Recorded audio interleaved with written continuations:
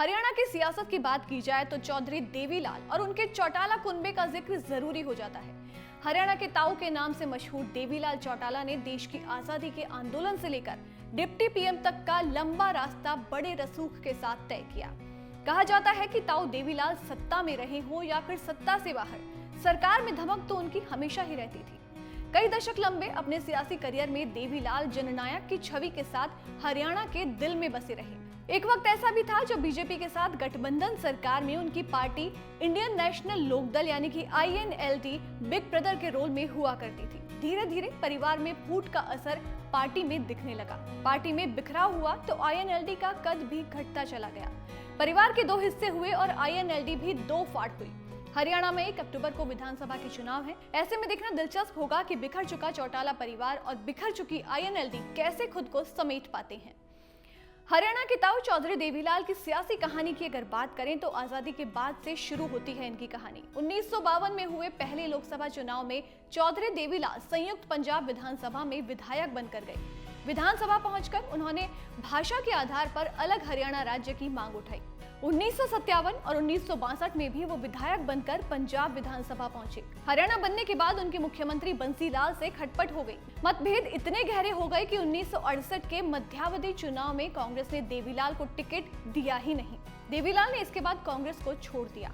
1975 में आपातकाल के दौर में वो आंदोलन में सक्रिय रहे। 1977 में वो हरियाणा में सबसे बड़े नेता के रूप में उभरे।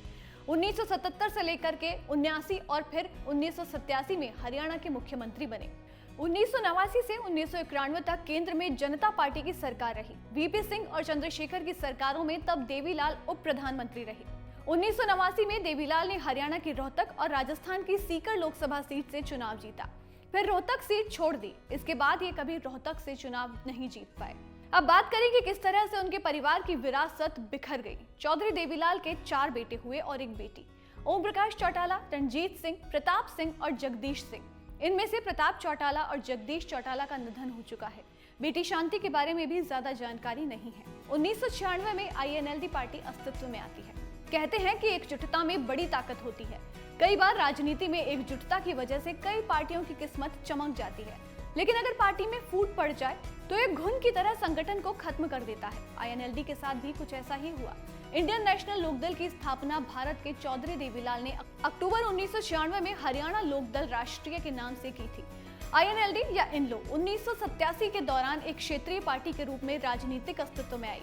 ओम प्रकाश चौटाला ने इसका नाम बदलकर इंडियन नेशनल लोकदल कर दिया था। अभी देवीलाल के सबसे बड़े बेटे ओम प्रकाश चौटाला पार्टी के अध्यक्ष हैं। ओम प्रकाश चौटाला के बेटे अभय सिंह पार्टी के महासचिव हैं, जबकि INLD से अलग होकर बनी JJP की कमान ओम प्रकाश चौटाला के बड़े बेटे अजय चौटाला और उनके बेटे दुष्यंत चौटाला के हाथों में है। 2018 में चौटाला परिवार में विरासत की लड़ाई होने लगी। कुनबा बिखरा तो दरारें INLD में भी दिखी। ओम प्रकाश चौटाला और उनके बड़े बेटे अजय चौटाला की राहें जुदा हो गईं। उन्होंने जननायक जनता पार्टी JJP बनाई। 2019 के विधानसभा चुनाव में जननायक जनता पार्टी ने हरियाणा की कुल 90 में से 10 सीटें जीती। अजय चौटाला के बेटे दुष्यंत चौटाला किंग मेकर बनकर उभरे। बीजेपी ने JJP के साथ मिलकर सरकार बनाई। हालांकि लोकसभा चुनाव में JJP एक भी सीट नहीं जीत पाई, फिर भी गठबंधन बना रहा। इसके बाद 2024 में लोकसभा चुनाव के पहले ही BJP और JJP का ब्रेकअप हो गया। खट्टर ने CM पद से इस्तीफा दे दिया और नायब सिंह सैनी CM बना दिए गए। ऐसे में मजबूरन दुष्यंत चौटाला को डिप्टी CM पद छोड़ना पड़ा। 2024 के लोकसभा चुनावों में JJP ने हरियाणा की सभी 10 सीटों पर चुनाव लड़ा, जबकि INLD ने उनमें से 7 सीटों पर चुनाव लड़ा। दोनों ही पार्टियों को एक भी सीट नहीं मिली। बीजेपी और कांग्रेस ने 5-5 सीटें जीती। कभी देवीलाल के समर्थक रहे कांग्रेस के जयप्रकाश ने जाट बहुल हिसार सीट पर चौटाला परिवार के 3 सदस्यों देवीलाल के बेटे रणजीत सिंह, ओम प्रकाश चौटाला की बहू सुनैना चौटाला और नैना चौटाला को हरा दिया। JJP के पास बच गए सिर्फ 3 विधायक। इसके बाद राज्य में JJP की हालत कमजोर होती गई। पहले पार्टी के पास 10 विधायक थे, अब सिर्फ 3 विधायक ही बचे हैं। बाकी या तो BJP में शामिल हो गए या कांग्रेस का हाथ थाम चुके हैं। 2019 के लोकसभा चुनाव में INLD को कोई भी सीट नहीं मिली। विधानसभा चुनाव में भी उन्हें मात्र एक ही सीट मिली।